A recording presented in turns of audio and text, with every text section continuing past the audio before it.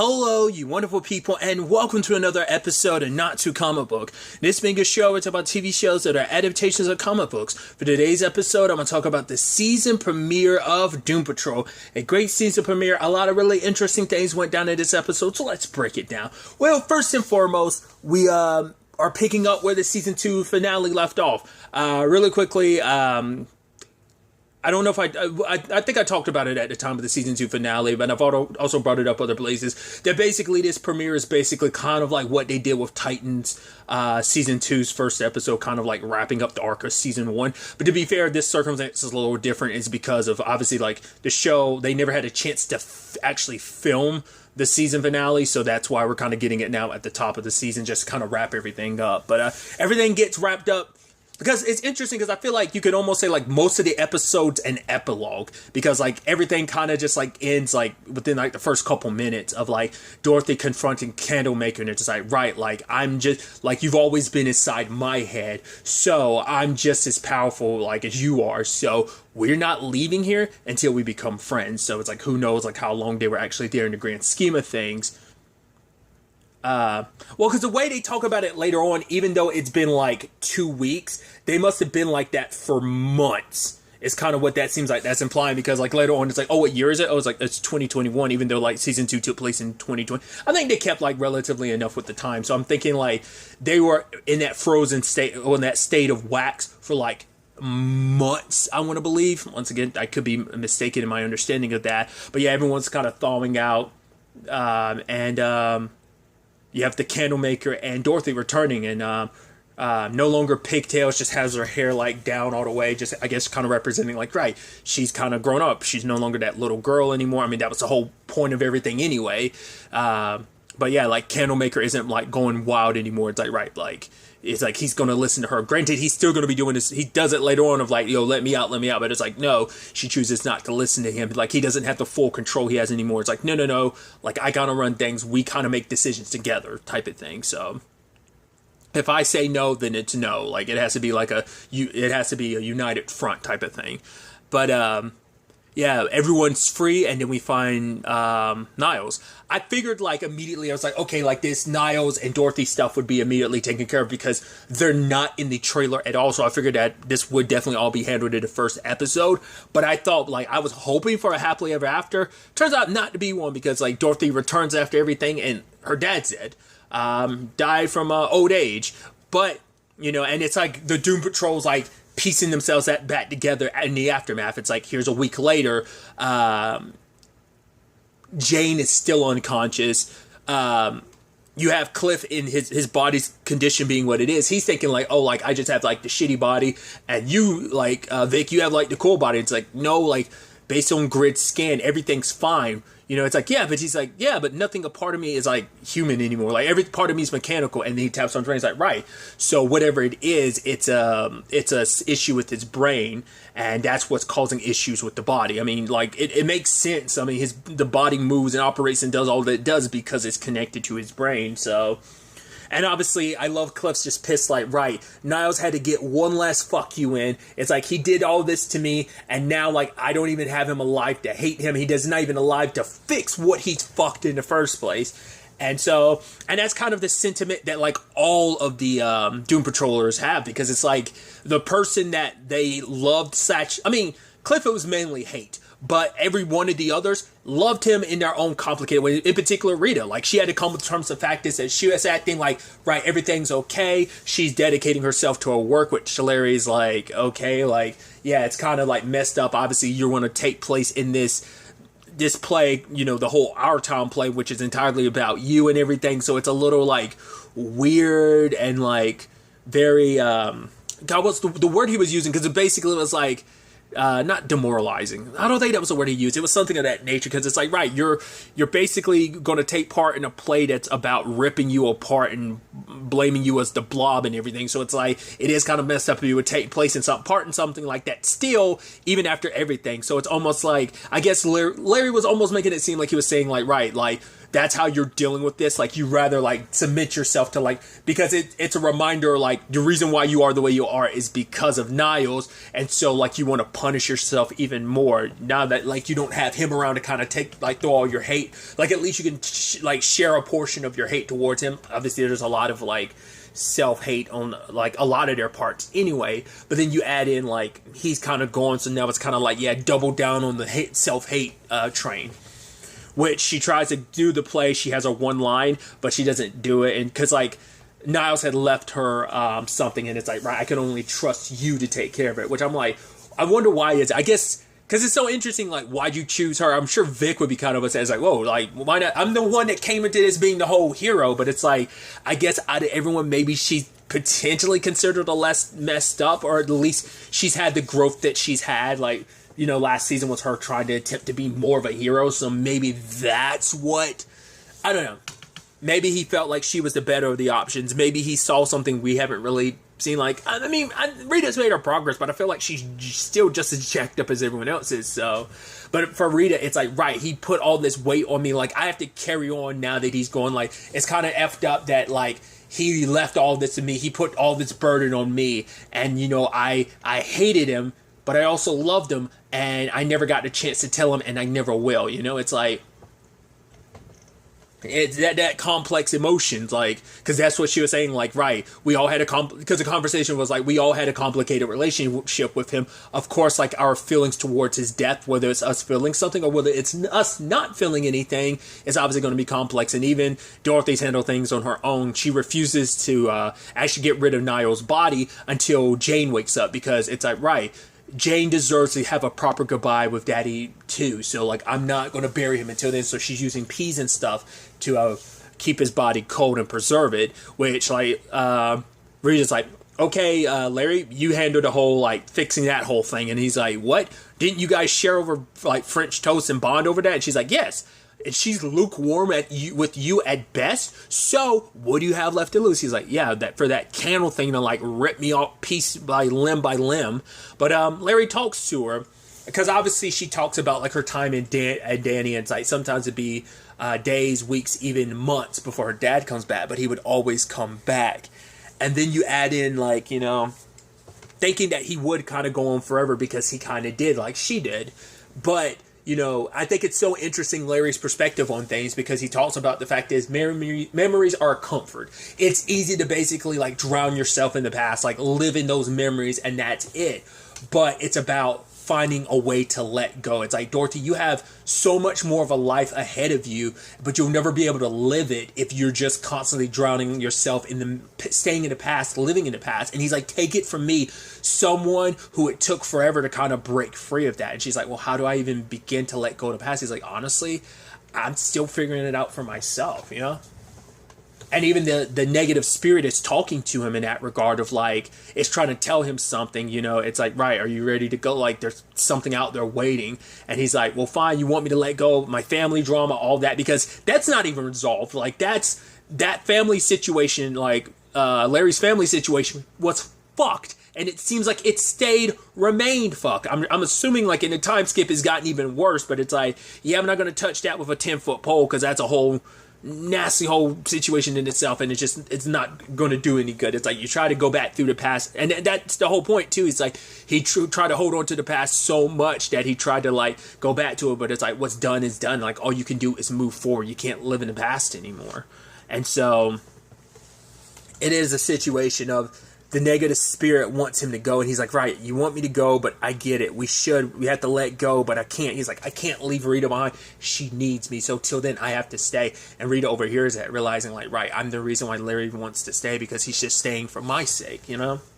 At the same time, you know, Vic is still dealing with the whole Ronnie situation about like, you know, handling that. I mean, just dealing with Niall's death in particular. I mean, Silas as well. Like, you know, it's like, it's the thing of, it's like, yeah, never thought this day would come. Also didn't think it would come this soon, but also so far away. It's just like, even he, like everyone in Niall's orbit has that like complex of emotions of just like, I don't know how to feel about it. It's kind of almost like there's a part of me that's like, oh, I'm a little sad, but also at the same time, I'm feeling nothing. And that's part of me is angry because he gets to kind of just like go away peacefully, and then there's another part of me, you're just feeling everything and nothing all at once in a weird way.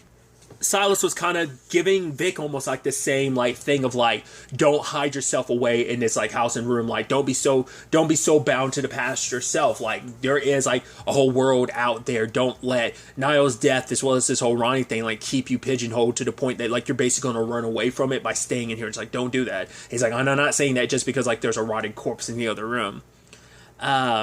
But then you have Cliff dealing with the fact is that he's being visited by Niall's ghost, and it's like, because that's I find fascinating that like he went to Cliff out of anybody, but he explains why, but no one else got to see Ghost him, and I'm wondering, is it because of Cliff's circumstances that allowed that, or was it just Niles being like, I'm gonna present myself to you and no one else? Essentially, he wants Cliff to like burn him because it's like, right, as long as my body's here and everything, I'm gonna be bound to this place, so I need you to burn it. Which he's like, why would I do you any favors considering everything you've done? You fucked me over, fucked my entire life up. It's because of you I'm in this state. Like, why would I ever do anything to help you? But for him, it's like, he wants to kind of be able to kind of go, which almost like like it is a thing of like, why should you get off easy? Like after all the damage and all the like the layers upon layers of things that you've done, like why should you get off easy? Because Cliff starts calling him out for the fact is that like, right, you rather me do this than rather giving your daughter an actual proper goodbye, which he's talking, he immediately throws like, oh, well, what about you, Cliff, father of the year? He's like, yeah, but like I've dealt with my stuff. It's like, well, I'm kind of have, you kind of haven't. And it is a conversation about, him saying that he would want Clara to not just remember the best of him, accept every bit of him, warts and all. Like, I can't, because for Cliff, it is a thing of, I can't change what I've done and who I was in the past. All I can do is just be who I am, like, good and bad altogether. And basically, the chief ended up saying that basically he sent the tape to Clara because it's like, right, I wanted to potentially mend things between you and her so she can get an understanding of what happened to you, what you went through. But he was like, on some level, I was almost hoping that it would mend our relationship too. And he was like, no, nothing could ever mend our relationship, but thank you, for doing at least, I think in his mind, it's like at least the one decent thing, like to try and help me with Clara, like, because he had his complicated relationship. Like I said, he screwed over so many people. He everything between him and Dorothy. It's like, I think he wanted there to be at least some like form of a relationship between Clara and her dad, which he finds out, hey, she's giving birth and everything. It's like, oh my God, I'm gonna be granddad. I love grandpappy. I love when he does run into Jane. I'm skipping around a little bit. He's like, oh, Jane, guess what? What the fuck is up with your face?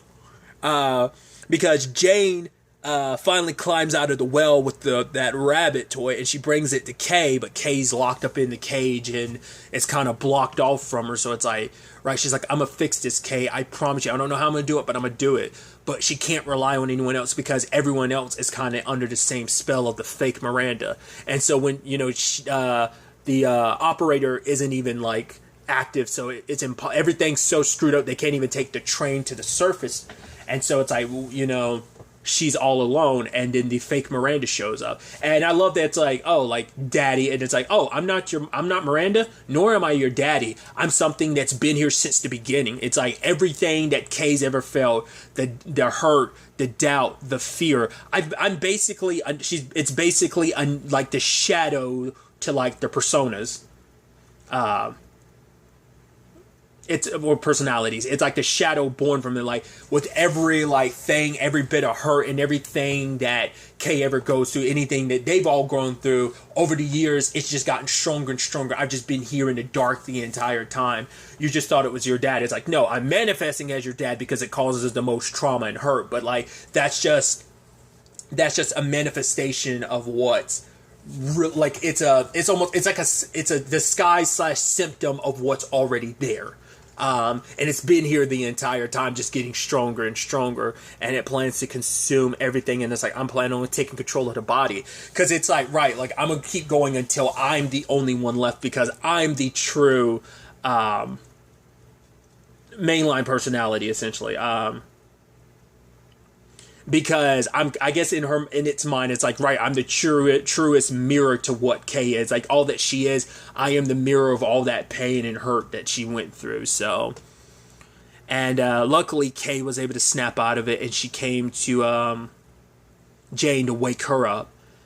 And it's like, Jane's just like, I don't know if I can fix this. And so she can, like, I can help you get to the surface. So it's interesting to know, before the underground existed, the way to get to the surface is the plane. And it's like, right, I mean, Jane's still kind of a newbie at this whole thing, being the primary and everything. So it's like, there's still a lot she doesn't know. Like, I think she's got like a crash course, the beginner's course on it. And I like that, like, it still fits like that, to the point, like, oh wait, there's an emergency. There was a previous means. Cause it's like interesting to think about, like, I mean, I guess it makes sense because the underground is the latest installation, the latest manifestation of how they handle things. It's kind of like it's bringing all these personalities into the modern day of like how we operate the system that is all these different personalities. But it's so crazy to think, like, right, what existed before the underground? Like, just that plane. It's like, yeah, but like, was there a system that maybe, because at that point there weren't that many personalities, so they only needed a plane. But the more that grew, the more that were needed to,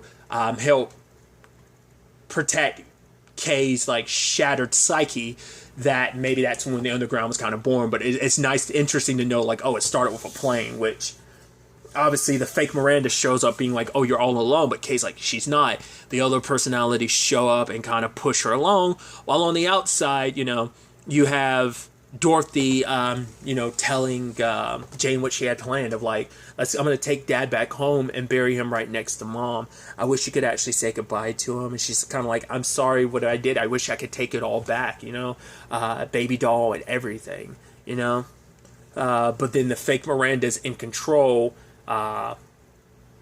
knocks Cliff aside, knocks Dorothy aside. She was able to kind of get everybody's attention of like Jane being in trouble, and that fake Miranda is proceeding to try and kill Jane, because I guess the whole point is like, it's not I was taking it as like oh man, I'm gonna take control of you, but it's like, no, it's like we're all gonna like submerge to darkness, because like the darkness which we came type of thing. Because essentially it wants to kill her body, because it's like, right, like you'll never get to the light in time to stop. The moment your body dies, like this is all over. Like it's not here to be like, oh, I'm here to become the primary. It's like, by being the primary, it's like, right, I don't know what the point was, like to kill all the other personalities until that's all that's left. But I think by killing the body, it's like, no, I want you all to die, and that way I'm the only thing left. All that pain, and just like I'll almost get stronger because of it. Like, is it just kind of like I'm planning to kill you all and me in the process, and that's how I win? Is that all, like it's a self-destructing type of entity, or was there a bigger plan beyond that? Like, that's what I'm kind of a little hazy on. I think it's just the self-destructive, like, take everyone with you thing, but I could be wrong. But luckily, Jane was able to get to the surface in time, and like, Cliff was there to grab her. He's like, no, guys. She's like, don't touch me. He's like, yeah, but she's back. And it's just kind of like, she hugs Cliff, and it's a sweet moment. And I love everyone gathers around, and they hug at the same time. And she's like, no. It's like, okay, yep, Jane's definitely back. It was like, it was a sweet moment for a second. I was like, oh, they're all hugging. And Jane was like, no, ew, gross, no. So you had this situation with Cliff, which I thought was so fascinating, where he was, there seeing his grandchild. And she's like, can you feel anything? And he was like, no, but I remember. And he thinks about being there holding Clara after she was born. Obviously his hand is still shaking, and she's like, are you okay? He's like, yeah, just my shitty body, just robot body being shitty. And it's like, yeah, it's like, but his shaking's rocking the baby to sleep, so there's some benefit to it, but it's showing like the underlying issue is there. Because like I said, I think that's being set up to be a thing of like, right, it's supposed to be like his mind is like, his brain is deteriorating after all this time. You had Vic dealing with the whole Ronnie thing. He tries to stop her from, getting revenge for what the people who made her into what made her into, and made her kill all those people. And she's like, right, you should be like actually helping me, but it's like, right, this isn't like the right thing to do, And so he ends up stopping her. He's like, I'll give you a 2-minute head start before I call the police. She's like, you don't want to be on my list. And he's just like, because for him, it's like, this is what he can't, she's got her code to follow, but he's got his own code to follow as well. And he can't like let her code stop him from following his. So he's like, I'll give you a 2-minute head start before I call the police. And she's like, you don't want to be on my list. So we'll see if they kind of come to blows later. But it does seem like the cops are trying to find Ronnie, but he still cares enough about her that it seems like he's calling like her, giving her enough of a heads up about, you know, anytime the police or whatever are closing in on her. So it's like, you know, the conversations are just kind of letting go. Like he hasn't quite let go either. So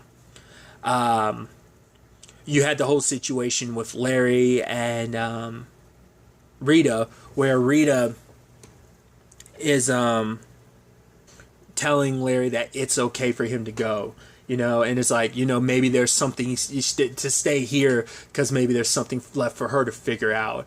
And so Larry, like, you know, he's like, it's not just you it's not just you who needs me, I need you too. But it's like, I have to see what he wants because he's trying to tell me something. So I like the goodbyes because it's like, you know, will you come back? And it's like, he's like, will you water my plant? She's like, probably not. And he's like, will you come back? He's like, I don't know. He's like, but I hope so. And she's like, I'll miss you too. And it talks to the spirit too. It's like, I'll even miss you too. It's like, it makes sense because these two have been like, there was the whole like, right, we don't get involved, we don't get too caught up in things, but obviously that shifted over the course of the series.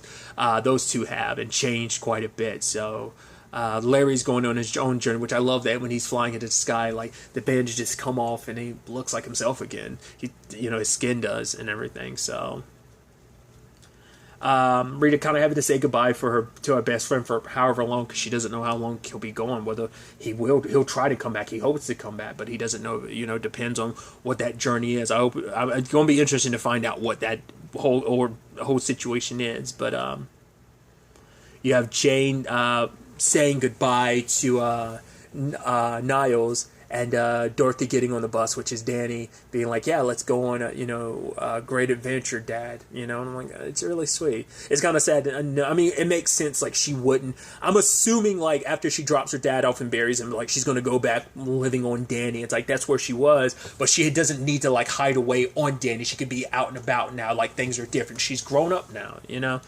And it's kind of sad that, you know, it's just like now that she has kind of grown up and kind of on her own again, like she has to do it without her dad. But in a weird, in a sad, even sad way, it kind of makes sense for things to kind of play out this way. So Jane in the underground, obviously they've gathered up all the puzzle pieces to that creature, but it's like, what do we do? It's only going to be a matter of time before it regenerates. But then Jane picks up a piece and bites into it. It's like, what does it taste like? Whatever you want it to. And so they start playing around of like, right, we're not going to let that fear control us, because, you know, I think it was like Hammerhead. It was like, we'll face it like we always do every time. And it's like, yeah, we're not going to let this sadness control us. Like, we've got control. We won this battle. We won this war. So let's celebrate, you know. At first I was like, are you all just going to consume those pieces so they can't fully come back? But it's just, I think it's just supposed to be like, right, we're not scared of you anymore. We're playing with these pieces and like, haha, you have no power over us. I think it's what it's just meant to be a metaphor for. And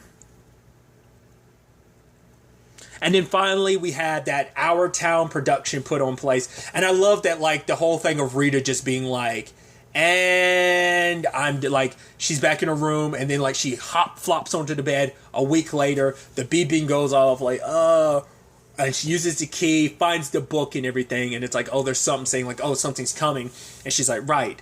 And she tries to deal with it, but every time her hand gets close, it like whizzes out and just falls. She stretches it out again. Like, I interpret it as like subconsciously she's like, I don't want to deal with it. I'm losing control of myself. I'm like, subconsciously she's like, I'm not ready to carry this burden. It's too much. I don't want to deal with it. And then the phone stops ringing. She's like, what? And then she just puts everything back. I'm like, are you just gonna pretend like it didn't happen? She's like, yeah, I'm sure it wasn't that important. Hard cut to the Our Town performance. It's like, oh, like that's doing its thing. Like the moment like the song and everything about going on, I'm like, they're saying all this, and the irony is that something terrible is going to come. I thought like the entire town was going to get destroyed. Could always be a possibility again, but I thought that's the direction it was going to go. Like Covington was going to end up getting destroyed, like as they're saying, like, haha, while they're making this monumentous like play and stuff like that, that they'd ultimately end up dead. I thought that's kind of the direction it was going to go, but it seems like that's not the case, because the star of it all, who plays Rita, kind of comes out happy, but then all of a sudden like the drill comes up. And like, I'm just so excited. It's Michelle Gomez, which comic book wise most recently was playing Miss Wardwell / Lilith spoilers, I guess, sorry, for Chilling Adventures of Sabrina, and now she's in this. I caught the glimpse. I didn't realize, because I remembered the character she's playing from the Teen Titans cartoon. I don't remember her that well. It's been a long time since I saw the OG Teen Titans cartoon, but like I saw the character she was supposed to play. I was like, oh, I didn't know she was that character, because I don't think I ever knew that character's name. But that character's like tied to the Brotherhood of Evil. Like I don't know what she traditionally is, but I'm like, oh, like I know that character like a little bit. Like, is it just by her design? When I saw like a picture, I was like, oh yeah, I know that character. So. What her whole thing is, I don't know, but I love the first thing she does. It's like, oh, pisses and takes that pamphlet, and me being me as a dude, I'm like, oh, that's gotta suck. Like, I don't know, like wiping your butt with like something other than toilet paper. I can be like, I know that sucks. You use what you got, but it's like thinking about like, right, you're having to like, that's like paper or whatever, like that's a pamphlet or whatever against your like vagina. Like that feels like, I was like, oh, that's gotta suck ass. But I guess it's like, as long as you're not wiping, you're just dabbing, then it's okay, I guess. But it's just like, I was just like, oh, that's gotta suck ass. But it's like, oh yeah, she's looking for Niles. It's like, oh, interesting timing considering not like, once again, it's like Niles is dead and just like forever, like everything is set in motion where it's just like, no matter what, middle fingers, because like, you know, it's like Niles is gone, but they still have to deal with the ramifications of his actions, like whatever she wants and whatever she has planned. But then like her face starts shifting into the actress in front of her, and I was wondering like, is that something she couldn't control? Was it just happening by accident, or is it just when she gets in close proximity to certain people, it does that automatically? Like, does she have to focus? Not like, is she like Rita, where she kind of has to focus just to stay herself, or what? Like, once again, I don't know the ins and outs of that character's backstory and like abilities and stuff like that. But yeah, the actress kind of fell down the hole and died. I'm like, oh, that sucks. I mean, I guess there's a small chance she might be alive, but it's like, oh well.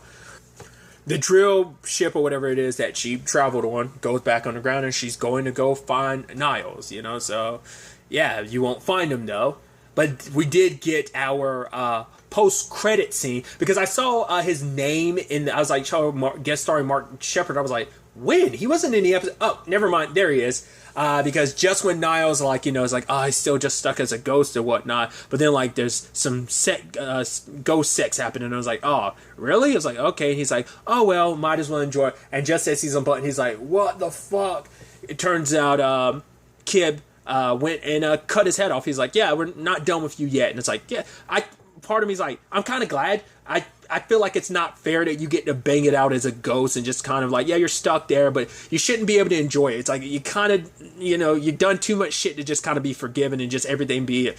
I also love that Cliff didn't tell, that was also like the thing of like, he made it clear, like, oh, I'm not doing anyone any favors. I'm not telling anyone about your circumstances. I didn't tell Dorothy or nobody. It's like, so he was going to just be stuck there. Like, once again, like, wouldn't everyone have eventually found him? Because they've come across the ghost before, but maybe because Cliff's in a special case, maybe because like Niles knows that like if it were anyone else, they wouldn't do it, and Cliff has no intentions of telling anyone else about it. So it's like, yeah, like he's stuck in kind of almost like a purgatory like thing, but now he's going to be a severed head. Very like, I wonder if he's going to be kind of like Mimir from the God of War 2018. Well, and even God of War Ragnarok. I'm wondering, is it going to be something of that vein?